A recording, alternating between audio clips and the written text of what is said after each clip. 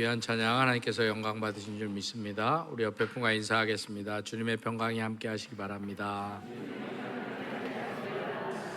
한 번 더 인사하겠습니다. 예수님 덕분에 꼭 행복하시기 바랍니다. 우리 영상으로 예배드린 분과도 인사하겠습니다. 주님의 평강이 함께 하시기 바랍니다. 예보에 있듯이 아까 광고 시간에 나왔듯이 오늘을 시작으로 이제 고난주간이 시작됩니다. 그래서 내일부터 금요일까지 고난주간 특별 기도회가 있는데 많이 나오셔서 함께 기도해 주시고, 또 안 되시는 분은 영상으로 삶의 자리에서 우리를 위해서 십자가의 길을 걸어가셨던 주님을 묵상하며 한 주간 기도함으로 보내시면 감사하겠습니다. 기도하겠습니다. 거룩하신 아버지 하나님, 부족한 종이 말씀을 전합니다. 종의 모습은 감추어 주시고 오직 주님의 말씀만 온전히 선포되게 하여 주시옵소서. 예수님의 이름으로 기도드립니다. 아멘. 우리는 지난 몇 주간 예수님께서 갈릴리와 여러 마을을 다니시면서 천국의 복음을 전하시고 가르치시고 병자를 고치시고 많은 자들을 먹이시고 살리셨던 귀한 일들을 살펴보았습니다. 그리고 이제 예수님이 이 땅에서의 사역이 마지막을 향해 가고 있는 것을 보게 됩니다. 그래서 오늘 본문의 말씀은 예수님의 생애 가운데 매우 중요한 전환점이다 라고 볼 수 있습니다. 왜냐하면 예수님의 사역의 마지막은 단순한 마무리가 아니기 때문입니다. 바로 십자가의 부활로 이어지는 구원의 완성이고 하나님의 뜻이 가장 분명하게 나타나는 사건이기 때문입니다. 따라서 오늘의 말씀은 메시아로 오신 예수님이 상징적으로 드디어 예루살렘으로 들어가는 장면을 소개하고 있습니다. 그런데 예수님께서 예루살렘에 들어가는 방식이 세상 사람들이 기대했던 방식과는 달랐던 것 같습니다. 사람들은 강환왕, 바로 로마를 무너뜨리고 자신들을 구원해 줄 정치적 메시아, 정치적 왕을 기다렸습니다. 그러나 예수님은 당시 정복자의 이미지를 띠는 군마, 말을 타고 들어오지도 않으셨고 병거를 이끌고 들어오지도 않으셨고 예수님은 나귀를 타고 예루살렘에 입성했습니다. 왜냐하면 당시 예루살렘의 환영 인사는 정복전쟁을 마치고 승리한 왕이 들어올 때 펼쳐졌던 환영 인사가 대부분이었기 때문입니다. 그런데 오늘 본문에 등장하는 이 장면 속에서 우리는 예수님이 그동안 누구신가에 대한 질문과 대답을 살펴보았다면 이제 우리는 또 다른 질문, 바로 예수님은 어떤 왕이셨는가에 대한 질문에 또한 대답할 수 있어야 할 것입니다. 그래서 오늘 본문은 예수님이 이 예루살렘 입성 사건을 통해서 과연 예수님이 어떠한 왕이셨는지를 우리에게 분명히 보여줍니다. 첫째로 예수님은 모든 것을 다 아시고 계획하는 왕이셨습니다. 그런데 1, 3절 말씀에 보면 예수님께서 앞으로 벌어질 모든 일들을 주님은 다 알고 계셨던 것 같습니다. 그래서 어느 마을에 무엇이 있는지, 누가 어떤 반응을 보일지, 또 뭐라고 대답할지도 다 알고 계셨습니다. 이처럼 예수님의 예루살렘 입성은 갑자기 우발적으로 즉흥적으로 진행된 것이 아니라 하나님의 뜻 가운데 치밀하게 계획하고 준비되어서 진행된 것입니다. 그런데 우리는 가끔 인생을 살아가면서 자주 불안해할 때가 있습니다. 왜냐하면 우리의 앞날이 어떻게 될지 잘 모르기 때문입니다. 그래서 우리는 작은 일에도 흔들리고 오늘은 괜찮아 보여도 내일은 어떨까 걱정하며 두려워하며 예상치 못할, 잘 알지 못하는 일 때문에 많이 두려워하는 경향이 있습니다. 그럼에도 우리가 두려워하지 말아야 될 이유를 오늘 본문은 예수님은 계획 없이 아무렇게나 행하시는 분이 아니시다는 이 사실을 통해서 우리에게 두려워하지 말 것을 말씀합니다. 이처럼 주님은 우리의 형편도 다 아시고 우리의 눈물도 아시고 우리의 미래도 아시고 우리의 걸음도 다 아시는 분이십니다. 그래서 우리가 보지 못하는 길도 주님은 보고 계시고 우리가 이해하지 못하는 상황도 주님은 다 알고 보고 계십니다. 그러기에 오늘 본문에서 예루살렘으로 올라가시는 예수님은 자신의 가야 할 길을 모르고 예루살렘을 걸어가시는 것이 아니십니다. 십자가를 모르고 가시는 것도 아니고 그 길을 가는 동안 배신당할 것도 알고 계셨고 고난도 하시고 조롱도 하시고 죽음도 아셨지만 주님은 그렇게 그 길을 걸어가셨습니다. 왜 그러셨겠습니까? 바로 우리 때문입니다. 우리를 살리시기 위해서, 우리를 위해서 다 알고 계셨지만 그 길을 걸어가셨던 것입니다. 이처럼 예수님은 그때 그 상황에 끌려다니시는 분이 아니시다라는 것입니다. 겟세마네 동산에서 땀방울이 핏방울이 되도록 기도하셨다고 해서 예수님이 누군가에 의해서 십자가를 지시려고 했던 것이 아니었다라는 것입니다. 그렇게 누군가에 붙들려서 억지로 구원을 이루신 분도 아니셨다라는 것입니다. 예수님은 모든 것을 다 알고 계셨지만 스스로 결단하시고 스스로 그 모든 일들을 이루신 것입니다.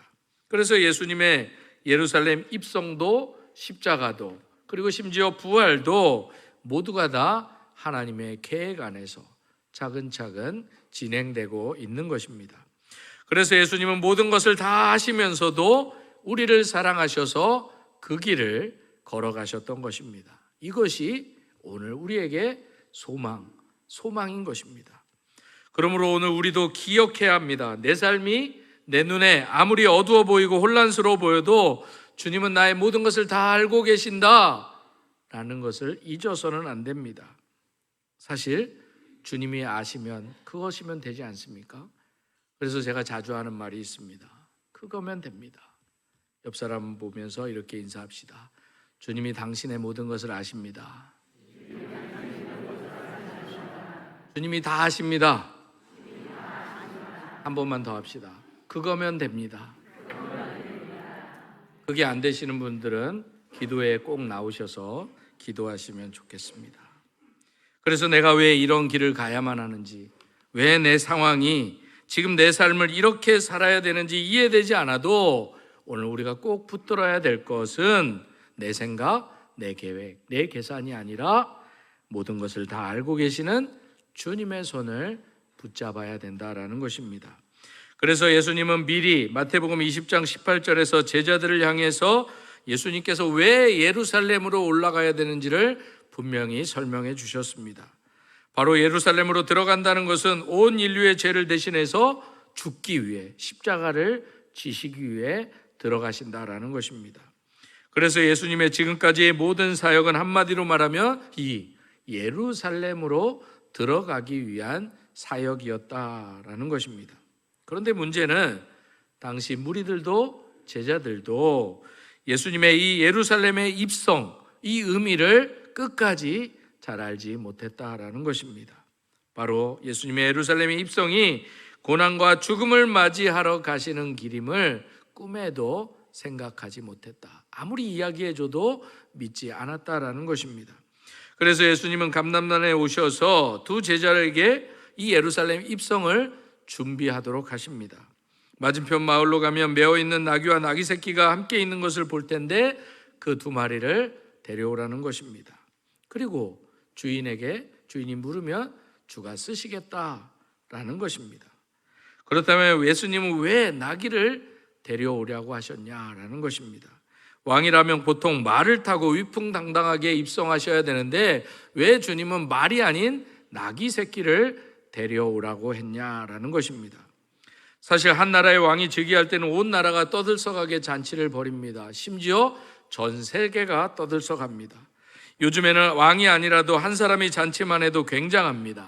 그런데 인간이 아닌 하나님이 구원자로 이 땅에 오셨음에도 불구하고 비록 옥합을 깨트려 예수님의 발 앞에 엎드려 눈물로 예수님의 발을 닦은 여인이 있었지만 예수님을 위해서 그 누구도 잔치를 베풀어 준 사람은 없었습니다.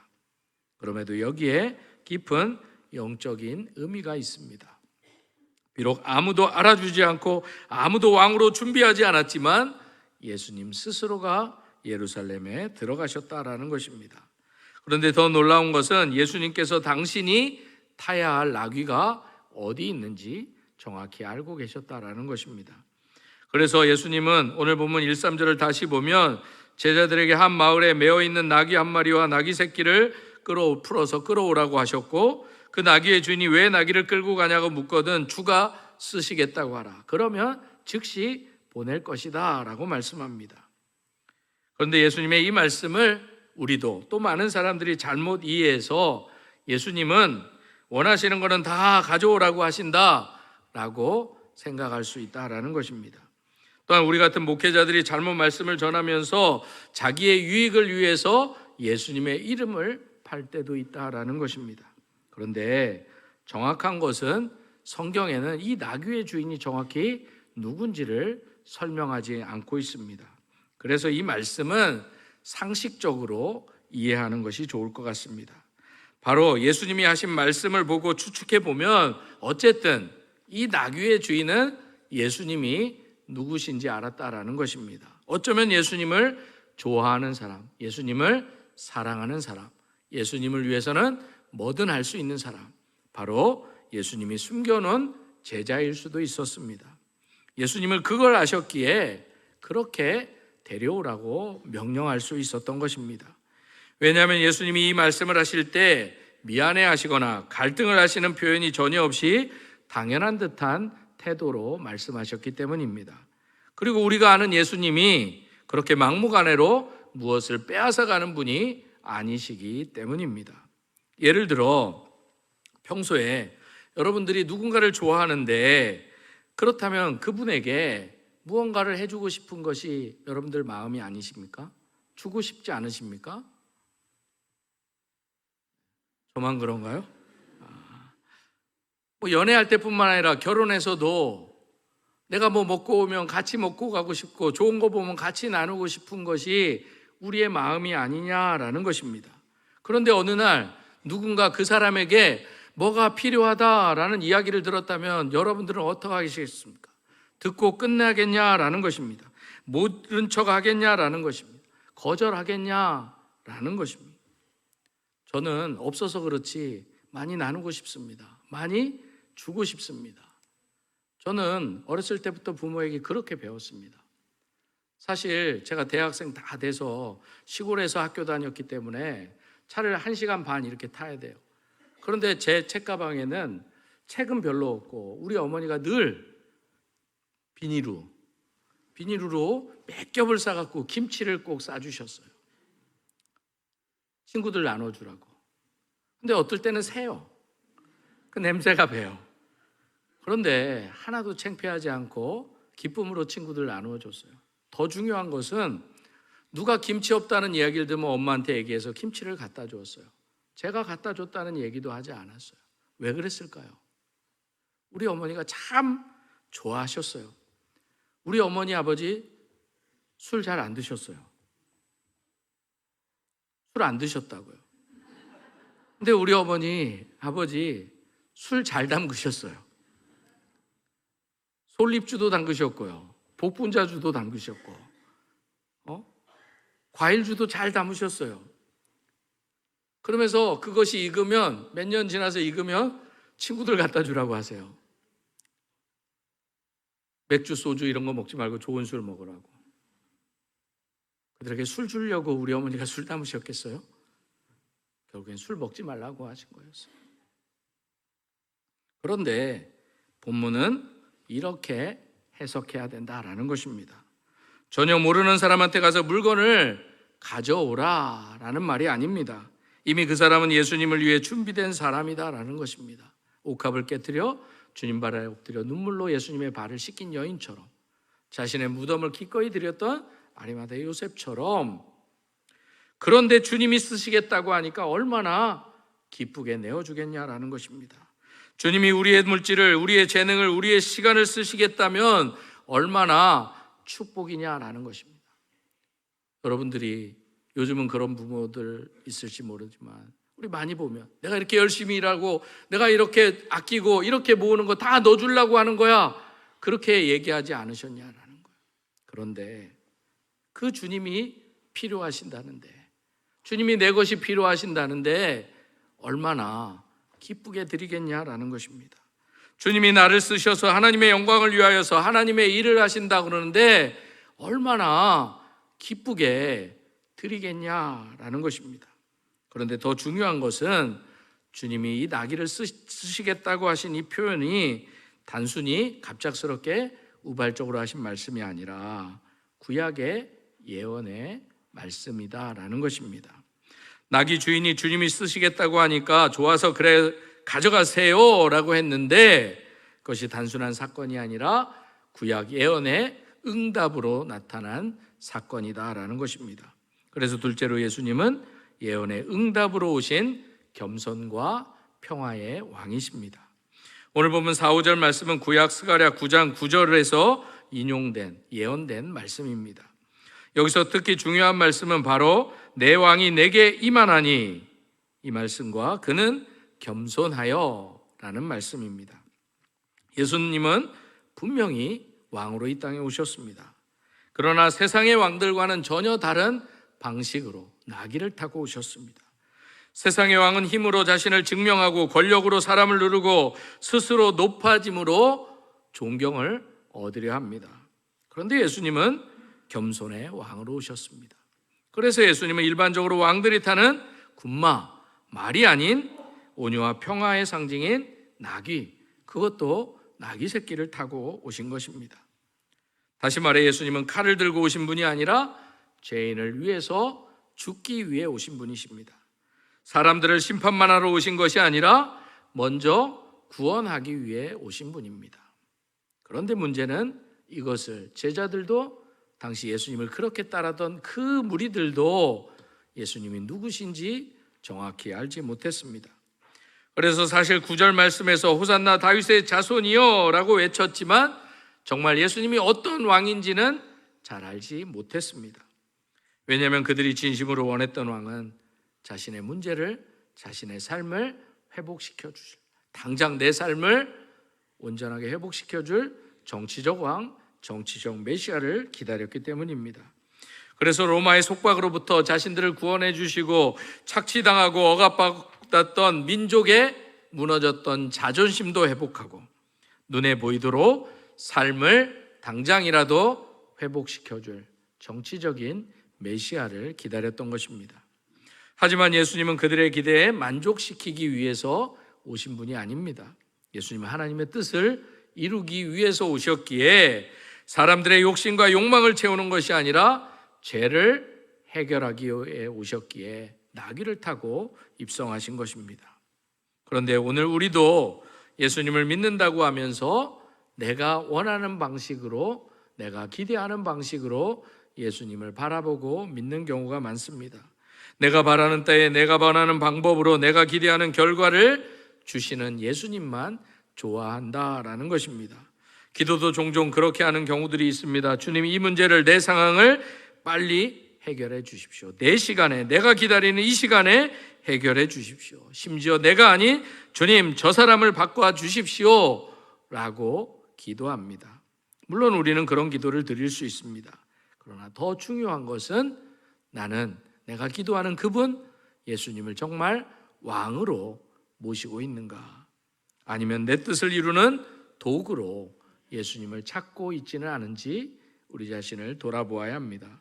그러므로 여기서 중요한 것은 바로 이 나귀의 주인처럼 나도 나를 향한 하나님의 계획을 신뢰할 수 있는가 질문해야 합니다. 왜냐하면 나귀 한 마리의 생애를 준비하셨던 하나님이 우리를 위한 놀라운 계획도 준비하고 계시기 때문입니다. 그러기에 요한복음 10장 10절은 이렇게 말씀합니다. 내가 온 것은 양으로 생명을 얻게 하고 더 풍성히 얻게 하려는 것이라. 이처럼 우리 인생은 힘겹게 몸부림만 치다가도록 허락된 인생이 아니다라는 것입니다. 그러므로 여러분, 우리가 꼭 붙잡아야 될 것은 우리의 왕 대신 예수님이 우리를 향한 놀라운 계획하심을 가지고 있다. 이 믿음을 붙잡아야 됩니다.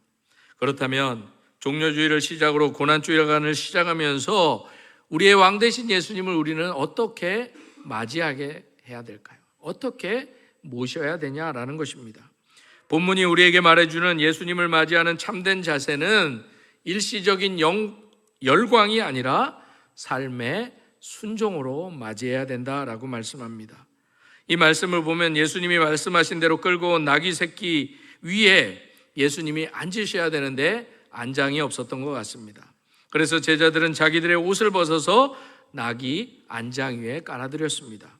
그런데 놀라운 것은 제자들이 옷을 벗어 나귀 안장에 깔자 이를 본 무리가 자신의 옷도 길거리에 깔기 시작한 것입니다.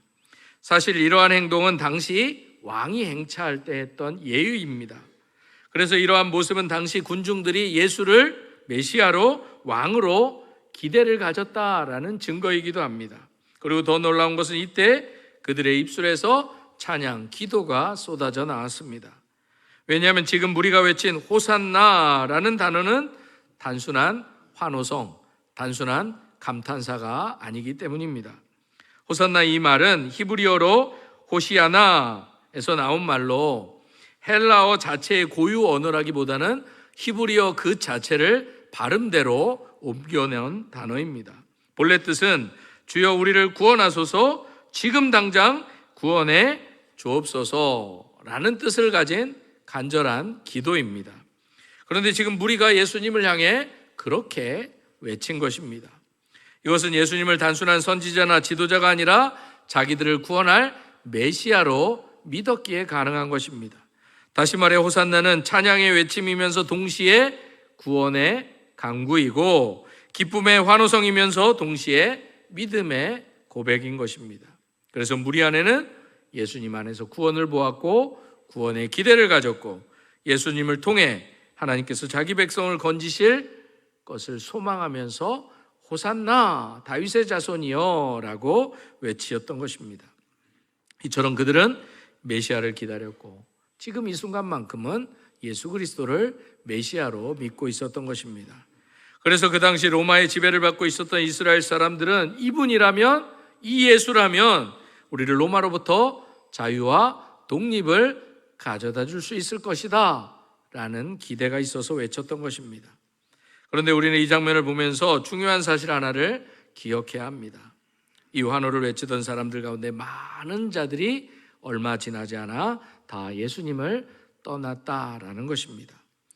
예루살렘 입성 때는 호산나 외쳤지만 잡혀가시는 모습 속에서, 고난당하시는 모습 속에서 십자가 앞에서 침묵하거나 등을 돌렸고 십자가에 못 박으라 라고 외쳤던 사람들이 바로 이 사람들이었습니다.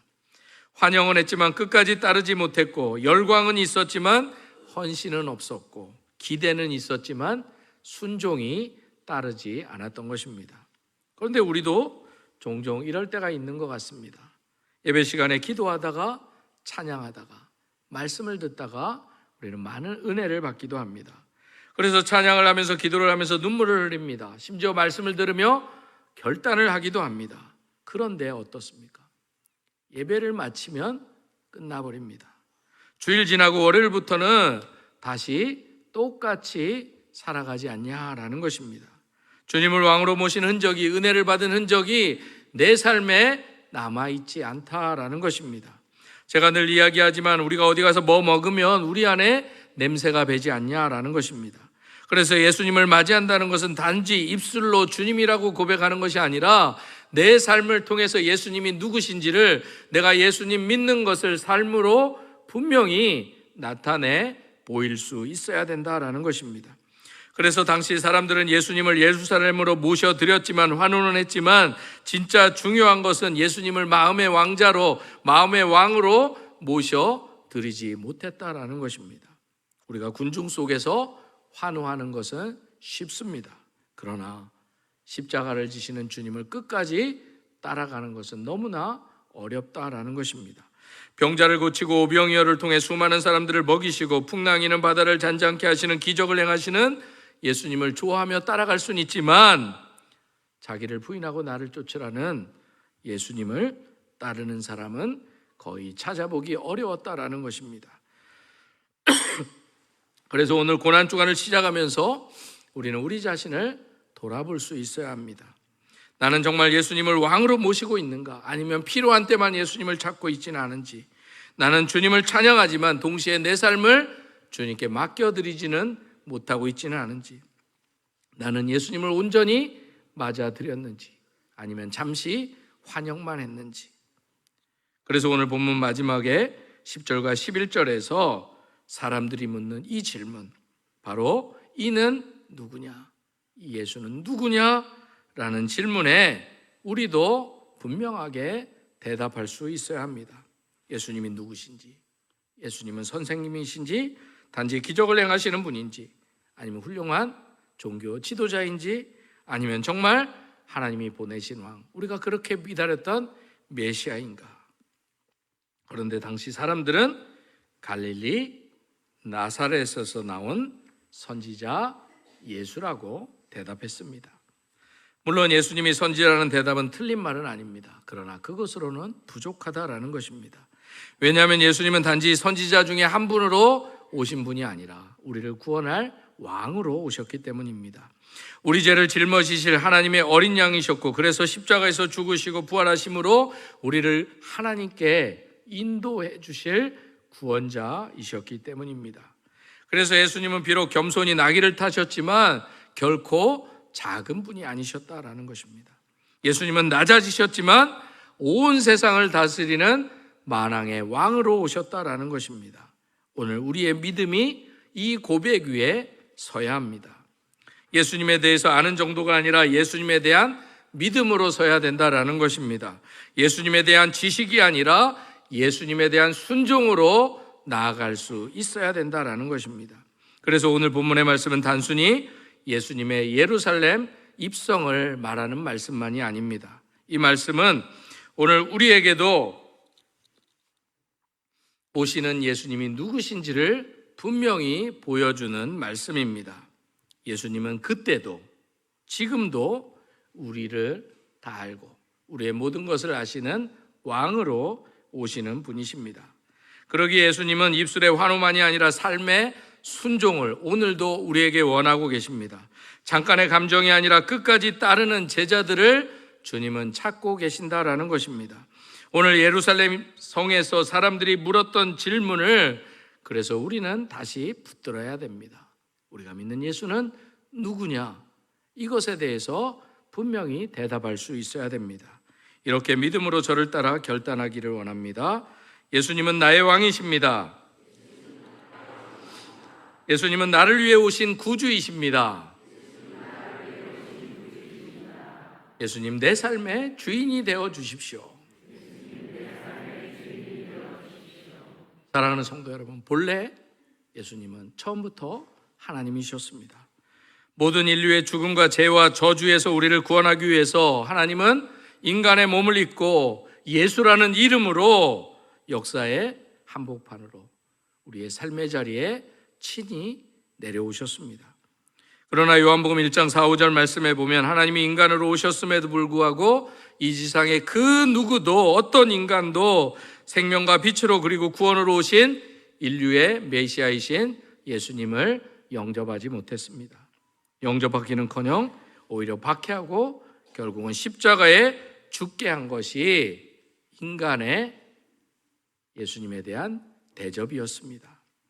그래서 예수님은 다른 복음서에 보면 예루살렘 성으로 입성하시면서 환호했던 군중들과는 달리 하나님의 심판을 피할 수 없게 된 이 예루살렘과 그곳의 군중들을 바라보시면서 눈물을 흘리셨습니다.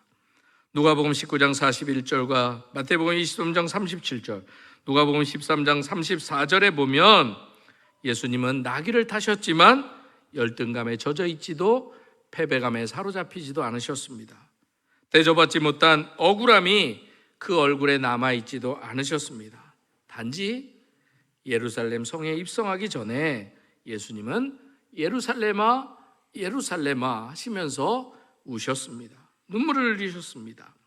예루살렘의 멸망을 보면서 돌 하나도 돌 위에 남지 않은 그 참혹한 멸망을 보면서 불쌍한 예루살렘을 향해 주님은 눈물을 흘리셨습니다. 사람들이 나를 어떻게 대접하는가에 대해서는 눈꼽만큼도 생각하지 않으셨습니다. 그래서 히브리서 기자도 히브리서 5장 7절에서 겟세마네 동산에 돌아가신 예수님이 십자가를 바라보시면서 기도하시면서 심한 통곡과 눈물을 흘리셨다고 말씀하고 있습니다. 그렇다면 왜 예수님께서 겟세마네 동산에서 하나님이신데 눈물과 심한 통곡으로 기도하셨겠습니까? 다가오는 십자가의 고통이 두려우셔서 그랬을까요? 아닙니다. 왜냐하면 예수님은 누가복음 23장 28절에서 예루살렘의 딸들아 나를 위하여 울지 말고 너희와 너희 자녀를 위하여 울라고 분명히 말씀하셨기 때문입니다. 구원을 받아야 될 안타까운 처지에 있는 사람들을 바라보시면서 하나님의 은혜와 사랑과 용서와 그 다스리심을 경험해야 될 사람들을 바라보시면서 주님은 그렇게 십자가 앞에서 울고 통곡하셨던 것입니다. 이처럼 주님께서 그렇게 눈물을 흘리셨기 때문에 우리 인류의 구원도, 오늘 우리의 구원도, 우리의 인생도 바뀌어질 수 있게 된 것입니다. 주님의 눈물이 우리를 살리신 것입니다. 그리고 오늘 우리를 이 자리에 있게 하신 것입니다. 그리고 이제 우리에게 너도 내 사랑 받았다면 너도 나처럼 살아라. 너도 내 사랑 받았잖아. 너도 나 믿잖아. 그러면 나 믿는 사람처럼 살아. 너도 나처럼 살아. 그렇게 말씀하고 계시지 않겠냐라는 것입니다. 그렇다면 사랑하는 성도 여러분, 이제는 우리가 울어야 할 때입니다. 우리가 우리의 사랑하는 가족과 그들의 구원과 이 민족을 위해서 울어야 할 때가 바로 지금이다라는 것입니다.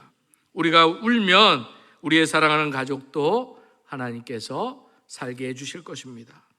예수를 알지 못하고 방황하는 안타까운 이웃들을 위해서 우리가 눈물을 흘리면 그들도 이 땅도 하나님께서 분명히 살려주실 것입니다. 우리나라가 갈 바를 몰라 헤매이지 않도록 우리 모두가 기도하면 주님께서도 이 나라를 분명히 붙잡아 주실 것입니다.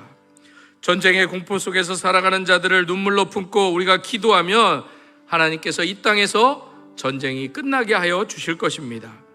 그래서 오늘 우리도 이 예수님의 눈물 속에서 오늘 우리가 흘려야 될 눈물을 바라볼 수 있어야 합니다. 시편 126편 5, 6절은 이렇게 말씀합니다.